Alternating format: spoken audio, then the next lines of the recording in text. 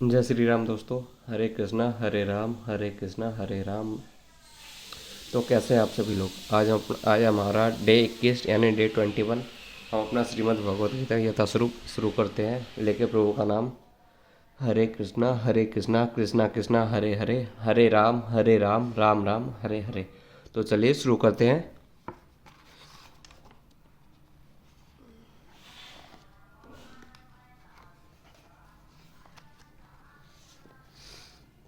जैसा कि आपको पता होगा, पहले हमने इसको यहाँ तक कर लिया था। अब आज हम यहाँ से स्टार्ट करेंगे। जो लोग इस प्रकार मोहग्रस्त होते हैं वे आसुरी तथा नास्तिक विचारों के प्रति आकृष्ट रहते हैं। इस मोहग्रस्त अवस्था में उनकी मुक्ति आशा, उनके सकाम कर्म तथा ज्ञान का अनुशीलन सभी निष्फल हो जाते हैं। ऐसे अनेक भक्त हैं जो अपने कृष्ण भावनामृत तथा भक्ति में रत दिखलाते हैं, किंतु अंतःकरण से वे भगवान कृष्ण को परम ब्रह्म नहीं मानते। ऐसे लोग कभी कभी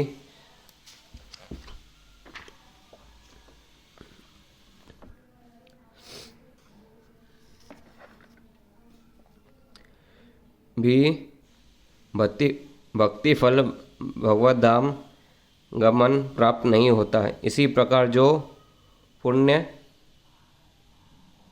कर्मों में लगे रहकर अंतर्योगत्वा इस भवबंधन से मुक्त होना चाहते हैं, वे भी सफल नहीं हो पाते, क्योंकि वे कृष्ण को उपहार करते हैं। दूसरे शब्दों में, जो लोग कृष्ण पर हंसते हैं उन्हें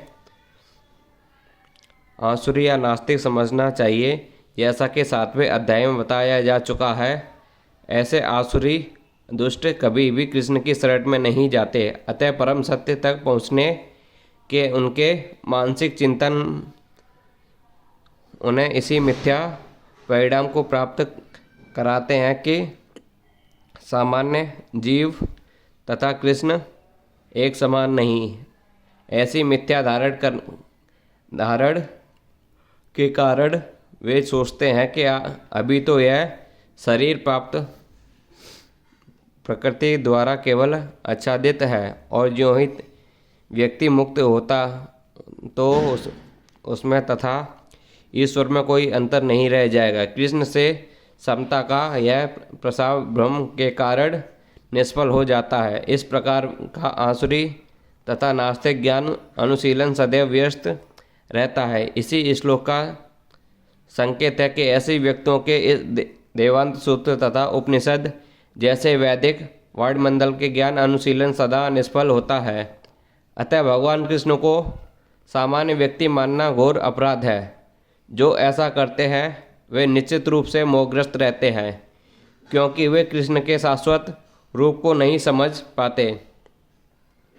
बृहद्विष्णु स्मृति का कथन, जो कृष्ण के शरीर को भौतिक मानता है उसे श्रुति तथा स्मृति के समस्त अनुष्ठानों से वंचित कर देता है। यदि कोई भूल से उसका मुंह देख ले तो उसका तुरंत गंगा स्नान करना चाहिए, जिससे छूत दूर हो सके। लोग कृष्ण की हंसी उड़ाते हैं क्योंकि वे भगवान से ईर्ष्या करते हैं। उनके भाग्य में जन्म जन्मांतर नास्तिक तथा असुर योनियों में रहकर आना लिखा होता है। उनका वास्तविक ज्ञान सदैव के लिए भ्रम रहेगा और धीरे धीरे सृष्टि से गहनतम अंधकार में गिरते जाएंगे। हे पार्थ, मोहमुक्त महात्माजन देवी प्रकृति के संरक्षण में रहते हैं। वे पूर्णतः भक्ति में निमग्न रहते हैं, क्योंकि वे मुझे आदि तथा अविनाशी भगवान के रूप में जानते हैं। इस श्लोक में महात्मा का वर्णन हुआ है। महात्मा का सबसे पहला लक्षण यह है कि वे देवी प्रकृति में स्थिर रहता है। वह भौतिक प्रकृति के अधीन नहीं होता। और यह कैसे होता है, इसकी व्याख्या 7वें अध्याय में की गई है। जो भगवान श्री कृष्ण की शरण ग्रहण करता है वह तुरंत ही भौतिक प्रकृति के वश से मुक्त हो जाता है। यही वह पात्रता है। जो ही कोई भगवान की शरणगत हो जाता है वह भौतिक प्रकृति के वश से मुक्त हो जाता है। यही मूलभूत सूत्र शक्ति होने के कारण जीव ज्यों ही भक्ति भौतिक प्रकृति के वश मुक्त होना त्यों ही वह आध्यात्मिक प्रकृति के निर्देश में चला जाता है। आध्यात्मिक प्रकृति का निर्देशन ही देवी प्रकृति कहलाती है। इस प्रकार से जब कोई भगवान के शरणागत होता है तो वह महात्मा पद की प्राप्ति होती है। महात्मा अपने ध्यान को कृपा के अतिरिक्त अन्य किसी और नहीं ले जाता, क्योंकि वे भली भांति जानता है कि कृष्ण ही आदि है, परम पुरुष समस्त कारणों के कारण है। इनसे तनिक भी संदेह नहीं है। ऐसा महात्मा अन्य महात्माओं या अशुद्ध भक्तों की संगति से प्रगति करता है। शुद्ध भक्त तो कृष्ण के अन्य स्वरूपों यथा चतुर्भुज महाविष्णु रूप से भी आकृष्ट नहीं होते। वे ना तो कृष्ण के अन्य किसी रूप से आकृष्ट होते हैं, ना ही वे देवताओं या मनुष्यों के किसी रूप से परवाह करते हैं। वे कृष्ण भावनामृत में केवल कृष्ण का ध्यान करते हैं। वे कृष्ण भावनामृत में निरंतर भगवान की अविचलित सेवा में लगे रहते हैं।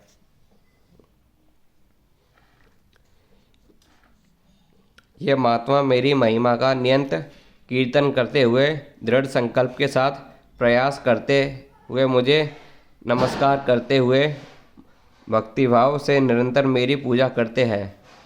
सामान्य पुरुष का रबर की मुहर लगाकर महात्मा नहीं बनाया जाता है। यहाँ पर उनके लक्षणों का वर्णन किया गया है। महात्मा सदैव भगवान कृष्ण के गुणों का कीर्तन करता रहता है। उसके पास कोई दूसरा कार्य नहीं रहता।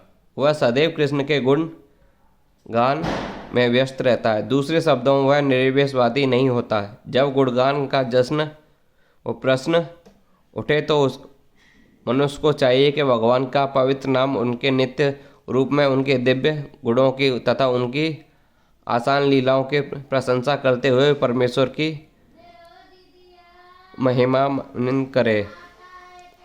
उसे इस नदी वस्तुओं को महिमावंतित करना होता है। अतः महात्मा भगवान के प्रति आसक्त रहता है। जो व्यक्ति परमेश्वर के निराकार रूप ब्रह्म ज्योति के प्रति आसक्त होता है उसे भगवत गीता में महात्मा नहीं कहा जा गया। उसे अगले श्लोक में अन्य प्रकार के वर्णित किया गया है। महात्मा सदैव भक्ति के विविध कार्यों में यथा विष्णु के श्रवण कीर्तन में व्यस्त रहता है। जैसा कि श्रीमद् भागवत में उल्लेख है कि यही भक्ति श्रवण कीर्तन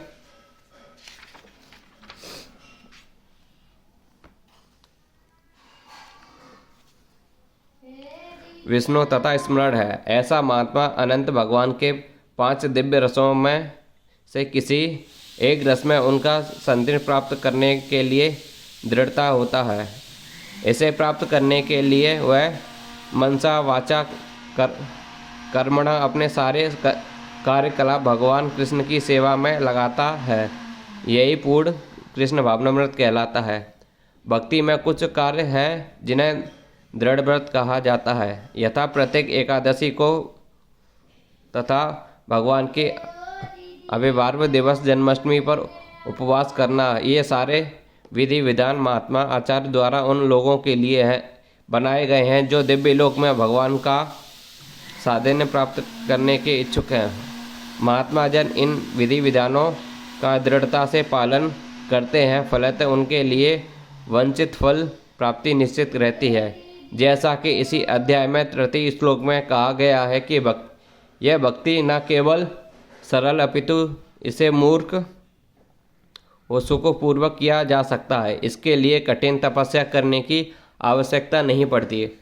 मनुष्य समक्ष गुरु के निर्देशन में इस जीवन को गृहस्थ, सन्यासी या ब्रह्मचारी रहते हुए भक्ति में बिता सकते हैं। यह संसार में संसार में किसी भी अवस्था में कहीं भी भगवान की भक्ति करके वास्तव में महात्मा बन सकता है। अन्य लोग जो ज्ञान के अनुशीलन द्वारा यज्ञ में लगे रहते हुए वे भगवान की पूजा उनके अद्वैत रूप में, विविध रूपों में तथा विश्व रूप में करते हैं। यह श्लोक पिछले श्लोकों का सारांश है। भगवान अर्जुन को बताते हैं कि जो विशुद्ध भावनामृत में लगे रहते हैं और कृष्ण के अतिरिक्त अन्य किसी को नहीं जानते हुए महात्मा कहलाते हैं। तो भी कुछ ऐसे लोग भी होते हैं जो वास्तव में महात्मा पद को प्राप्त नहीं होते, किंतु वे विभिन्न प्रकारों से पूजा करते हैं। इनमें से कुछ का वर्णन अर्थात ज्ञानी तथा जिज्ञासु के रूप में किया जा चुका है, किंतु फिर भी कुछ ऐसे लोग होते हैं जो इनमें किंतु निम्न होते हैं। इन्हें 3 कोटियों में रखा जाता है। एक, परमेश्वर तथा अपने को मानकर एक पूजा करने वाले। 2, परमेश्वर के किसी मनोकल्पित रूप में पूजा करने वाले। भगवान के विश्व के रूप में पूजा करने वाले। इनमें से सबसे अधम वे हैं जो अपने आपको अद्वैतवादी मानकर अपनी पूजा परमेश्वर के रूप में करते हैं और इन्हीं का प्राधान्य भी है। ऐसे लोग अपने को परमेश्वर मानते हैं और इस मानसिकता के कारण अपनी पूजा आप करते हैं। यह भी एक प्रकार की इस पूजा है, क्योंकि वे समझते हैं कि भौतिक पदार्थ ना होकर आत्मा है। कम से कम ऐसा भाव तो प्रधान रहता है। मान्यता निर्विशेषवादी इसी प्रकार के से परमेश्वर को पूजते हैं। दूसरी कोटि में वे लोग जो देवताओं के उपहास हैं, जो अपनी कल्पना से किसी भी स्वरूप को परमेश्वर का स्वरूप मान लेते हैं। तृतीय कोटि में वे लोग आते हैं जो इस ब्रह्मांड के परे कुछ भी नहीं सोच सकते। ये ब्रह्मांड ही परम जीव या सत्ता मानकर उसकी उपासना करते हैं। यह ब्रह्मांड भी भगवान का एक स्वरूप है, किंतु मैं ही कर्मकांड हूँ, मैं ही यज्ञ हूँ। यह पितरों को दिया जाने वाला तर्पण, औषधि, दिव्य ध्वनि मंत्र भी, घी, अग्नि तथा आहुति है। ज्योतिष्म नामक वैदिक यज्ञ भी कृष्ण है। स्मृति में वर्णित महायज्ञ भी वही है। पितृलोक को अर्पित तर्पण या पितृलोक का प्रसन्न करने के लिए किया गया, जिसे व्रत के रूप में एक प्रकार औषधि माना जाता है, वह भी कृष्ण ही है। इस संबंध में जिन मंत्रों का उच्चारण किया जाता है वे भी कृष्ण है। यज्ञों में आहुति के लिए प्रयुक्त होने वाली दुग्ध से बनी अनेक वस्तुएं भी कृष्ण है। अग्नि भी कृष्ण है, क्योंकि यह अग्नि 5 तत्वों से एक है, अतः वह कृष्ण की भिन्न शक्ति कही जाती है। दूसरे शब्दों में वेदों के कर्मकांड भाग प्रतिपादित वैदिक यज्ञ भी पूर्ण रूप से कृष्ण है। अथवा यह कह सकते हैं कि जो लोग कृष्ण की भक्ति में लगे हुए हैं उनके लिए यह समझना चाहिए कि उन्होंने सारे वेद विहित यज्ञ प्रसन्न कर लिए हैं। मैं इस ब्रह्मांड का पिता हूँ। मैं इस ब्रह्मांड का पिता, माता, आश्वत तथा पितामह हूँ। मैं ज्ञेय, जानने योग्य, शुद्धिकर्ता तथा ओमकार हूँ। मैं ऋग्वेद, सामवेद, यजुर्वेद भी हूँ।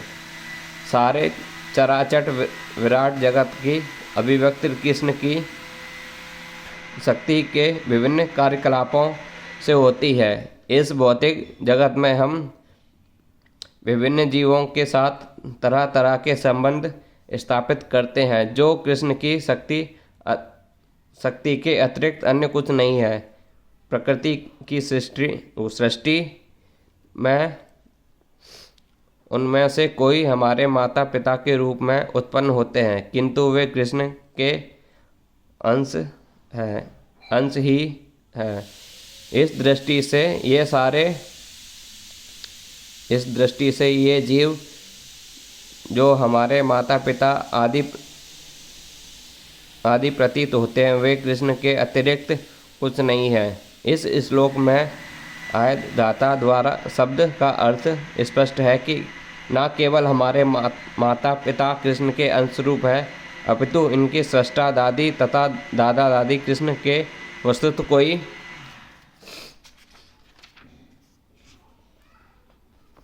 भी जीव कृष्ण का अंश होने के कारण कृष्ण के अंत सारे वेदों के लक्ष्य कृष्ण ही है। हम वेदों में से भी जानना चाहते हैं कि कृष्ण को जानने की दिशा में होता है। जिस विषय में हमारी स्वाभाविक स्थिति शुद्ध होती है वह कृष्ण है। इस प्रकार जो जीव वैदिक नियमों का जानने के लिए जिज्ञासु रहता है वह भी कृष्ण का अंश है, अतः कृष्ण भी है। समस्त वैदिक मंत्रों में ओम शब्द जिस प्रणव कहा जाता है वह एक दिव्य ध्वनि कंपन है और यह कृष्ण भी है। चूँकि चारों वेदों ऋग्वेद, यजुर्वेद, सामवेद, अर्थवेद में प्रवड या ओमकार ध्वनि में, अतः इसे कृष्ण समझना चाहिए। मैं ही लक्ष्य पालनकर्ता, स्वामी, साक्षी धाम, शरणस्थली तथा अत्यंत प्रिय मित्र हूँ। मैं सृष्टि तथा प्रबल सबका आधार, आश्रय तथा अविनाशी बीज हूँ। गति का अर्थ है गतवंत या लक्ष्य, जहाँ पर हम जाना चाहते हैं, लेकिन सरल लक्ष्य तो कृष्ण है। यद्यपि लोग इसे जानते हैं कि जो लोग कृष्ण को नहीं जानता वह पथभ्रष्ट हो जाता है और उसकी तथाकथित प्रगति या तो आंशिक होती है या फिर ब्रह्मपूर्ण से। ऐसे अनेक लोग जो देवताओं को ही अपना लक्ष्य बनाते हैं और तदनुसार कठोर नियमों का पालन करते हैं, हुए चंद्रलोक, सूर्यलोक, इंद्रलोक, महरलोक जैसे विभिन्न लोकों को प्राप्त होते हैं। किंतु ये सारे लोग कृष्ण की ही सृष्टि होने के कारण कृष्ण है और नहीं भी।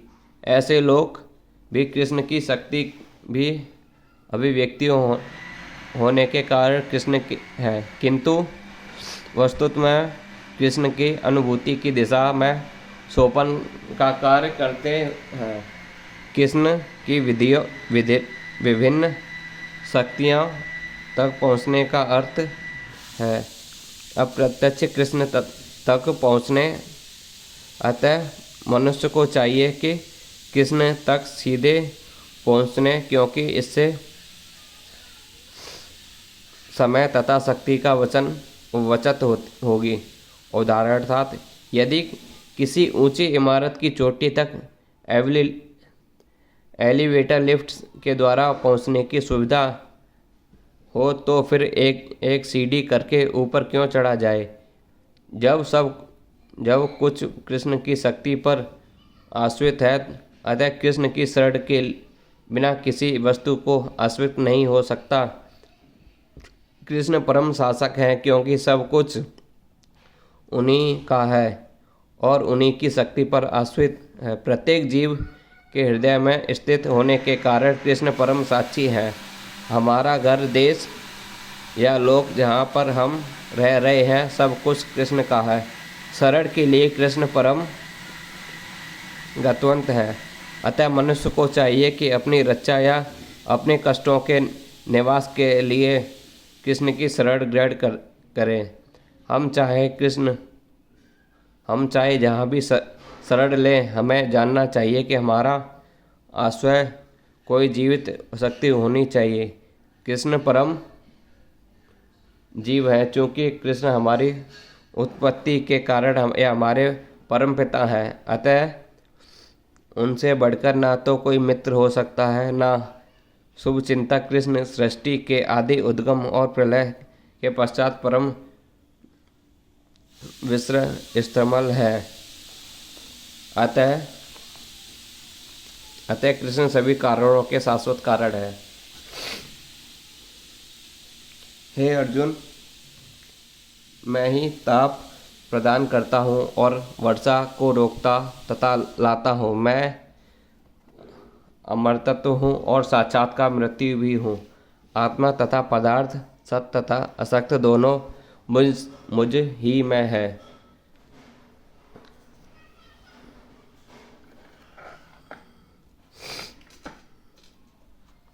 कृष्ण अपनी विभिन्न शक्तियों से विद्युत तथा सूर्य के द्वारा ताप तथा प्रकाश बिखेरते हैं। ग्रीष्म ऋतु में कृष्ण ही आकाश में वर्षा होने के देते हैं। वर्षा ऋतु में वे ही अनावरत वर्षा की झड़ी लगाते हैं। जो शक्ति हमें जीवन प्रदान करती है वह कृष्ण है और अंत में मृत्यु के रूप में हमें कृष्ण मिलते हैं। कृष्ण इन विभिन्न शक्तियों का विश्लेषण करने पर यह निश्चित हो जाता है कि कृष्ण के लिए पदार्थ तथा आत्मा में कोई अंतर नहीं, अथवा दूसरे शब्दों में वे पदार्थ तथा आत्मा दोनों हैं। अतः कृष्ण भावनामृत की उच्च अवस्था ऐसा भेद नहीं माना जाता। मनुष्य हर वस्तु में कृष्ण के दर्शन करता है, क्योंकि कृष्ण पदार्थ तथा आत्मा दोनों हैं। अतः समस्त लोकों प्राकट्यों से युक्त यह विराट विश्व रूप भी है कृष्ण है। एवं वृंदावन में जो भुजा वाले वंशी वादन करते श्याम सुंदर में उनकी लीलाएं उनमें उनके भगवान रूप में होती हैं। जो वेदों का अध्ययन करते तथा मौसम सोमरस का पान करते हैं, वे स्वर्ग प्राप्ति की गवेषणा करते हुए अप्रत्यक्ष रूप में मेरी पूजा करते हैं। वे पाप कर्मों से शुद्ध होकर इंद्र के पवित्र स्वधार्मिक जन्म लेते हैं, जहाँ देवताओं का सा आनंद भोगते हैं।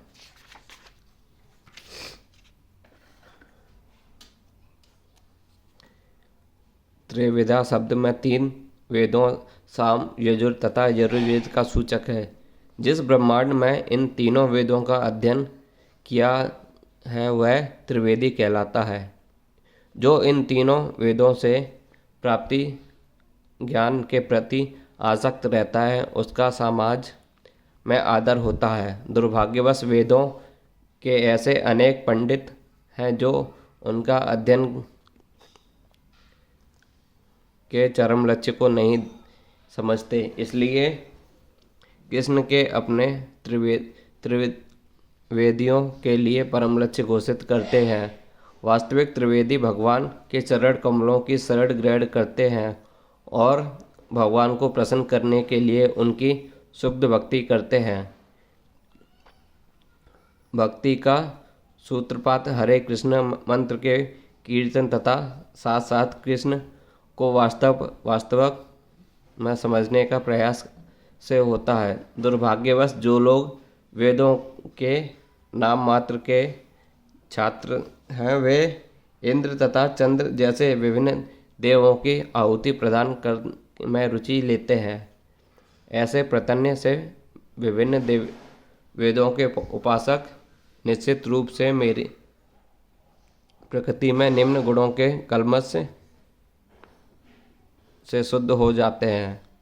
फलस्वरूप वे उच्चतर लोकों तथा मालोक, जनलोक, तपलोक आदि को प्राप्त होते हैं। एक बार इन उच्च लोकों में पहुंचकर वहां इस लोक की तुलना में लाखों गुना अच्छी तरह इंद्रियों की तुष्टि की जा सकती है।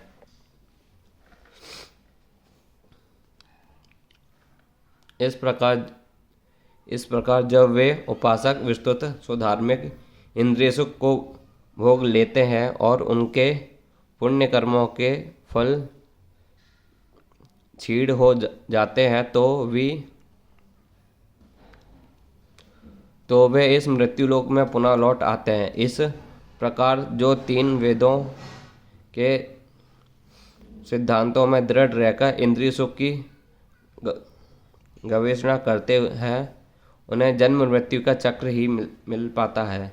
जो लोग स्वर्गलोक प्राप्त करता है उसे दीर्घ जीवन तथा विषयी सुख की श्रेष्ठ सुविधाएं प्राप्त होती हैं तो भी वहाँ सदा नहीं रहने दिया जाता।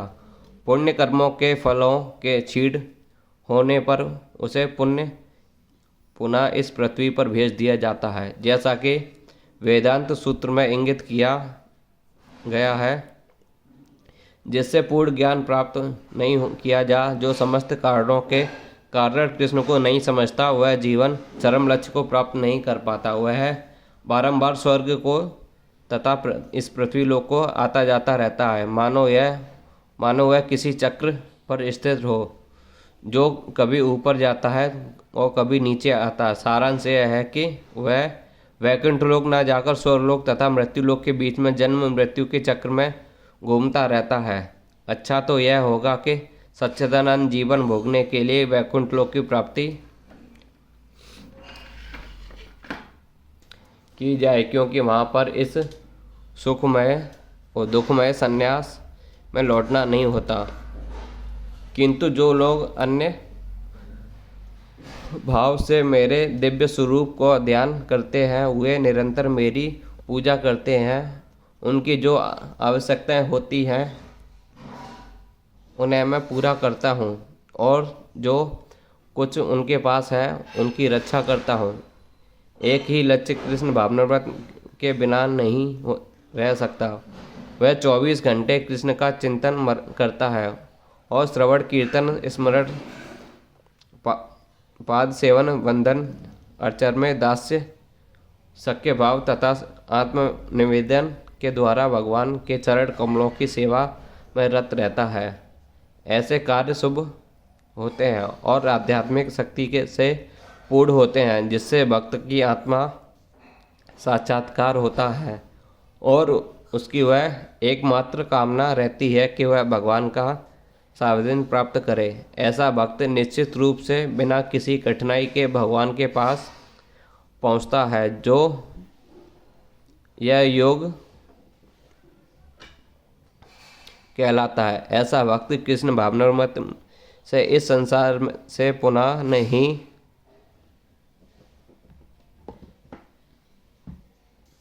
आता। क्षेम का अर्थ है कि भगवान द्वारा कृपामय संरक्षण भगवान के योग द्वारा पूर्णतः कृष्ण भावना भावित होने का सहायक बनते हैं, और जब भक्त पूर्ण कृष्ण भावना भावित हो जाता है तो भगवान उसे दुखमय बद्ध जीव से गिरने की उसकी रक्षा करते हैं। हे कुंती पुत्र, जो लोग अन्य देवता के भक्त हैं और उनकी श्रद्धा पूर्वक पूजा है, वास्तव में वे मेरी ही पूजा करते हैं, किंतु वे यह त्रुटि पूर्ण ढंग से करते हैं। श्री कृष्ण का कथन है, जो लोग अन्य देवताओं की पूजा में लगे होते हैं वे अधिक बुद्धिमान नहीं होते। यद्यपि ऐसी पूजा अप्रत्यक्ष मेरी ही पूजा है। उदाहरणार्थ, जब कोई मनुष्य वृक्ष की जड़ों में पानी न डालकर उसकी पत्तियों तथा टहनियों में पानी डालता है तो वह ऐसा इसलिए करता है क्योंकि उसे पर्याप्त ज्ञान नहीं होता। वह नियमों का ठीक से पालन नहीं करता। इस प्रकार शरीर के विभिन्न अंगों की सेवा करने का अर्थ है आमाशय में भोजन की पूर्ति करना। इस तरह विभिन्न देवता भगवान की सरकार के विभिन्न अधिकारी तथा निर्देशक मनुष्य की आधिकारिक या निर्देशन द्वारा नहीं,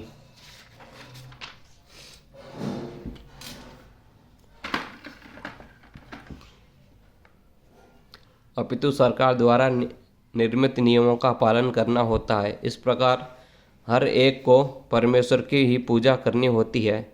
इससे भगवान के सारे अधिकारी तथा निर्देशक स्वतः प्रसन्न होंगे। अधिकारी तथा निर्देशक तो सरकार के प्रतिनिधि होते हैं, अतः इन्हें घूस देना अवैध है। यहाँ पर इसी को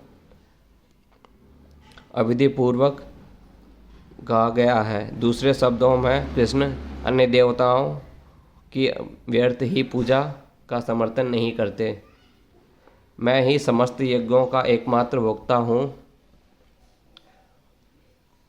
भोक्ता तथा स्वामी हूँ। अतः जो लोग मेरे वास्तविक दिव्य स्वरूप को नहीं जानता, वो पहचान पाते वे नीचे गिर जाते हैं। यहाँ पर स्पष्ट कहा गया है कि वैदिक साहित्य में अनेक प्रकार के यज्ञ अनुष्ठानों का आदेश है, किंतु वास्तव में वे सब भगवान को ही प्रसन्न करने के निमित्त है। यज्ञ का अर्थ है कि विष्णु भगवत गीता के 3 अध्याय में यह स्पष्ट कथन है कि मनुष्य को चाहिए कि यज्ञ या विष्णु को प्रसन्न करने के लिए वह कर्म करे। मानवीय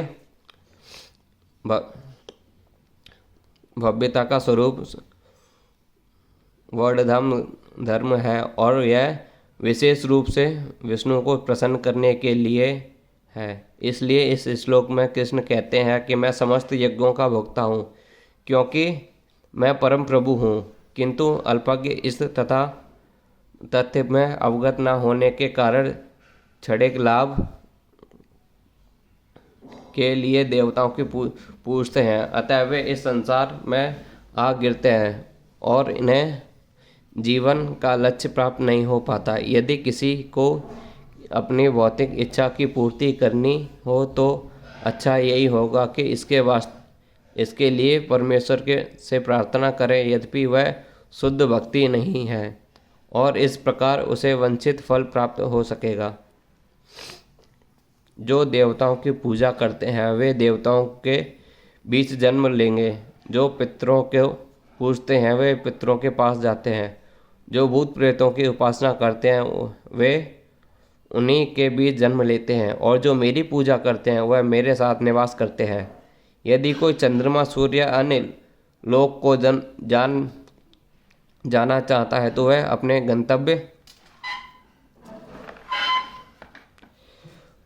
गंतव्य को बताए गए विशिष्ट वैदिक नियमों का पालन करके प्राप्त कर सकता है। इनका विशेष वर्णन वेदों के कर्मकांड अंश 10 पौर्णमासी में हुआ है, जिससे विभिन्न लोकों में स्थित देवताओं के लिए विशिष्ट पूजा का विधान है। इस प्रकार विशिष्ट यज्ञ करके पितृलोक प्राप्त किया जा सकता है। इस प्रकार मनुष्य भूत प्रेत लोकों में जाकर यक्ष, रक्ष या पिशाच बन सकता है। पिशाच की पूजा को काला जादू कहते हैं। अनेक लोग इस काले जादू का अभ्यास करते हैं और सोचते हैं कि यह आध्यात्म है, किंतु ऐसे कार्यकलाप नितांत भौतिकवादी हैं। इस तरह शुद्ध भक्त केवल भगवान की पूजा करके निसंदेह वैकुंठ लोक तथा कृष्ण की प्राप्ति करता है। इस श्लोक के माध्यम से यह समझना सुगम है कि देवताओं की पूजा करके कोई स्वर्ग प्राप्त कर सकता है, तो फिर भी शुद्ध भक्त कृष्ण या विष्णु लोक क्यों नहीं प्राप्त कर सकता। दुर्भाग्यवश अनेक लोगों को कृष्ण तथा विष्णु के दिव्य लोकों की सूचना नहीं है, अतः न जानते हैं कि कारण के नीचे गिर जाते हैं। यहाँ तक कि निर्वेशवादी भी ब्रह्मज्योति से नीचे गिरते हैं। इसलिए कृष्ण भावनामृत आंदोलन इस दिव्य सूचना को समूचे मानव समाज में विस्तृत करता है कि केवल हरे कृष्ण मंत्र के जप से ही मनुष्य सिद्ध हो सकता है और भगवत धाम को वापस जा सकता है। हरे कृष्णा कृष्णा कृष्णा हरे हरे, हरे राम राम राम हरे हरे। तो चलिए आज हम अपना यहीं पे विश्राम देते हैं। इससे आगे हम अपना कल से प्रारंभ करेंगे। सभी लोग इस भगवान प्रभु के नाम का जप करते रहिए।